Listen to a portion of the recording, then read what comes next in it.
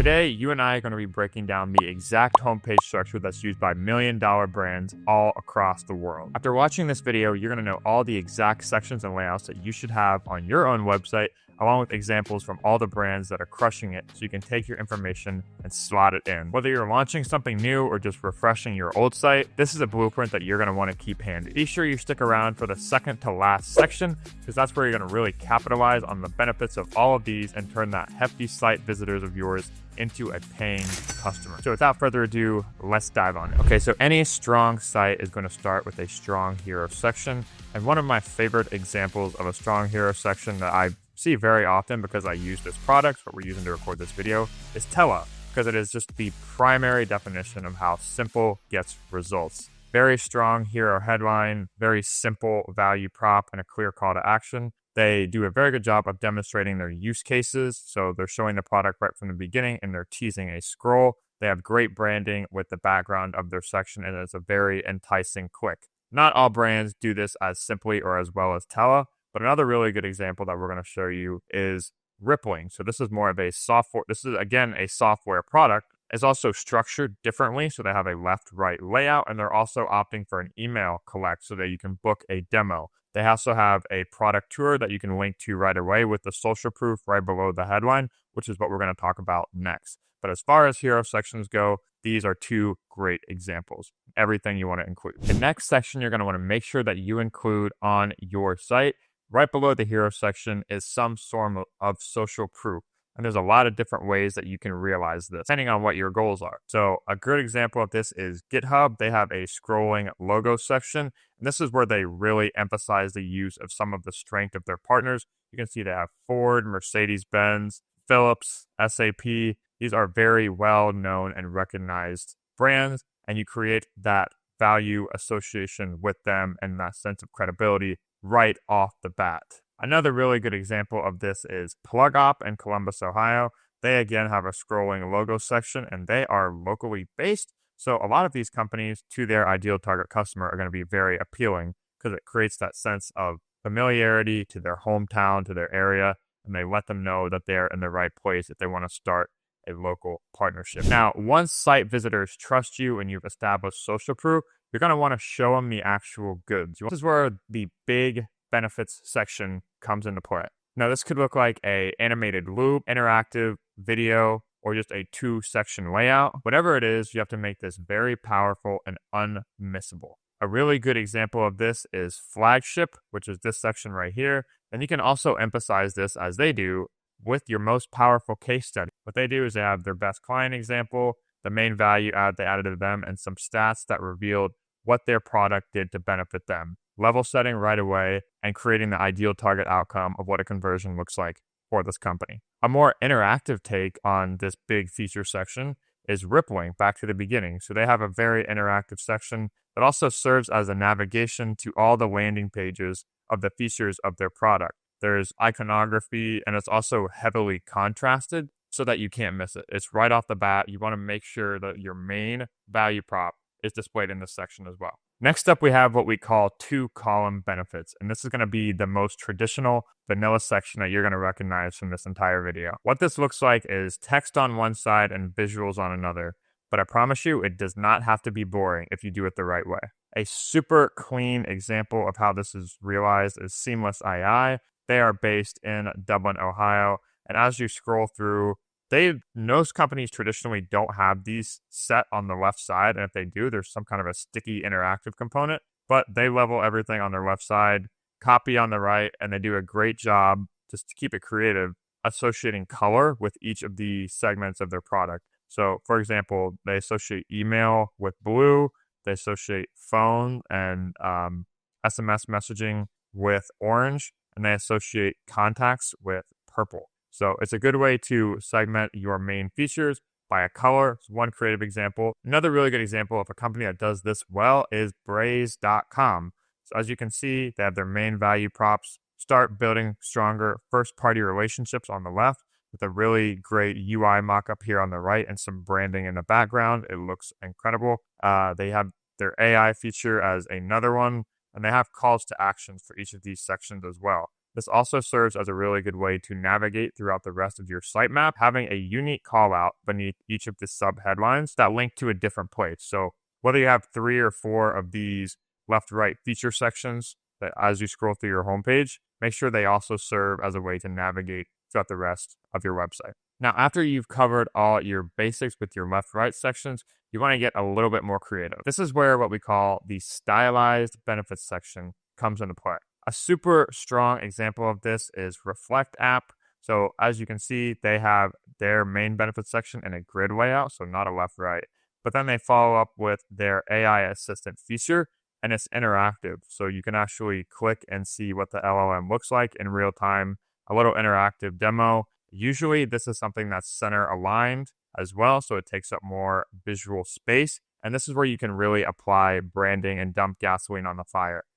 I don't usually recommend having interactive sections too often on your site. Another really good example is if we go back to ClickUp, you can see they do this very well with these tabular sections. Again, don't go too crazy with these because the less you can encourage clicking on your site, scrolling is always easier, and that's why these tried and true frameworks with the left-right layouts work very well. But having an interactive section like this where you can apply a bit more branding and differentiation really goes well if you want to expand your value prop. So after you've hit on all of your benefits, you want to make sure you go to features. There's a difference between benefits and features, and we're going to talk about that right now. Features are where you showcase the nuanced details. Not all of your site visitors are going to dive super deep, but for those who do, you're going to want to make sure you display the full package. And for that, a feature section is gold. Here's how you can lay it out. What you can do is have a sticky scroll section like Cycle app is a great take on this. Simple headline, simple sub-headline, and then simple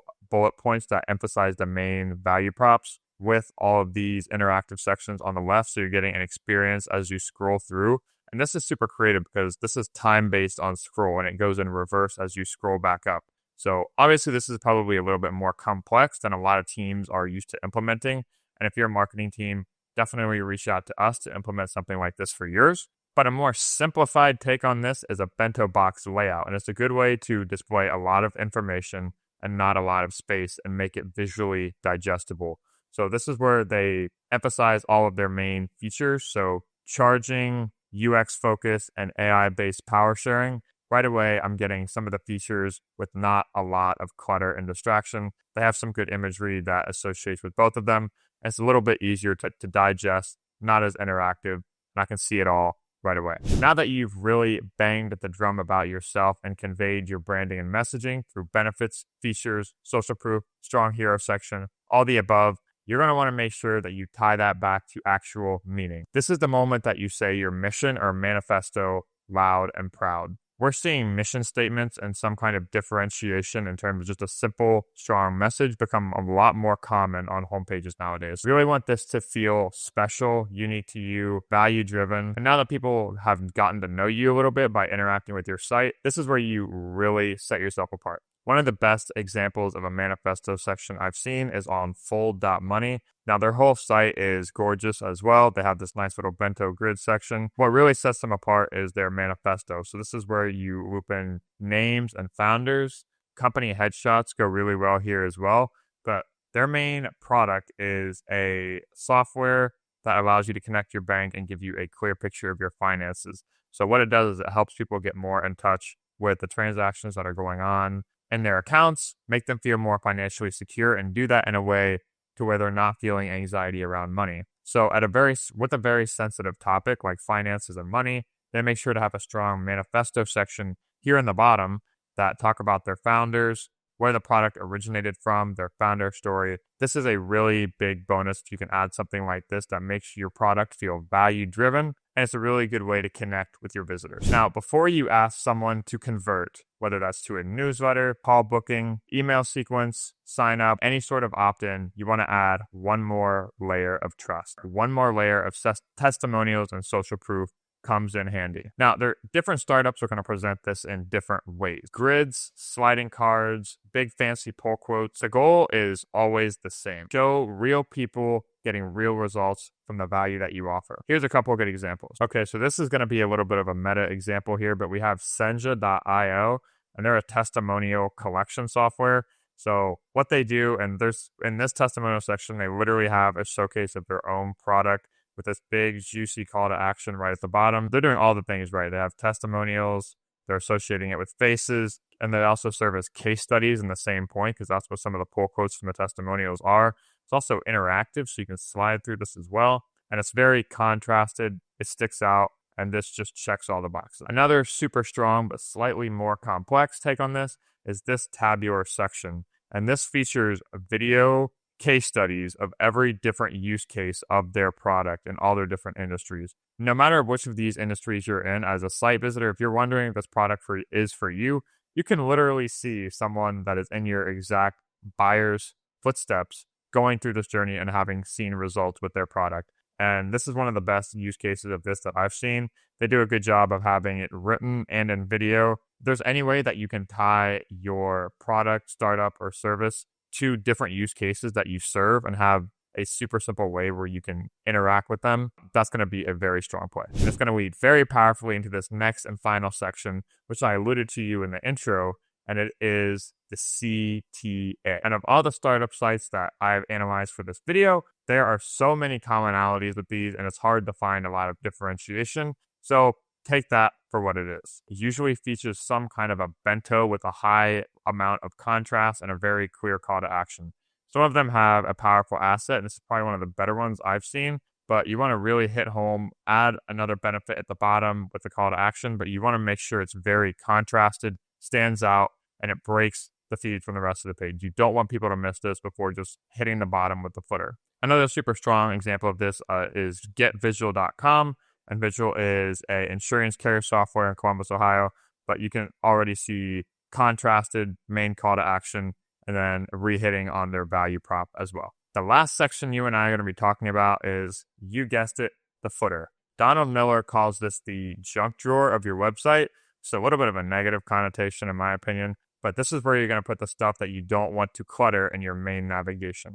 ClickUp has a really good example of this. So they have what they have in their main navigation here on the left, and it's under their company name. They have all of their resources right here, their features, their comparison pages, which is a commonality I've seen on a lot of sites, is you don't want to clutter up something like that in your navigation. And you can also, it's a good way to list your competitors in your footer. Okay, I'm in the market for your product. How does it stack up right away?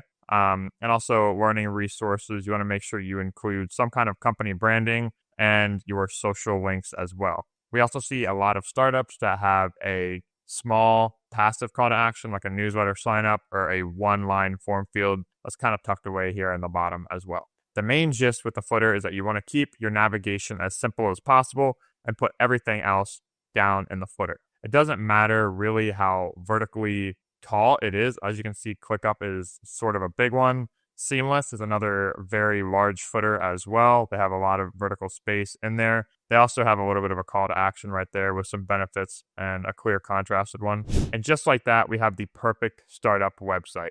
All these 10 sections are tried and proven methods to be able to convert interested prospects into actual buyers, and they can apply across any industry. From the hero section all the way to that last footer we talked about, every section has a clear purpose, whether it's building trust, highlighting benefits, resonating with your buyers, removing friction, driving action. You want to be intentional with every single section on your site. If you take the structure and customize it with your own unique brand flavor, your own value prop, your own testimonials, this is what's going to set you apart, and you've got a framework that you can work with now. And if you're a marketer or a founder and you're looking for some more inspiration of high converting, high ticket websites, I've actually compiled a visual swipe file that I use every time we go into the wireframing stage and start to apply branding with all of the highest converting websites of all different industries. These are organized by visual colors, call to action, industry, and value prop. You can tab through all of these collections of homepages very simply and begin to visualize how your own company and brand can start to apply to these same principles. That'll be in the first link below. And if you want more resources or even deeper dives on this type of stuff, talk about it all the time, be sure to connect with me over on LinkedIn. If you want to see a super quick reaction video of 3 B2B SaaS websites, you can click this link right here and head on over to that. Super good example of extending on all of these use cases. Peace out. See you guys next week.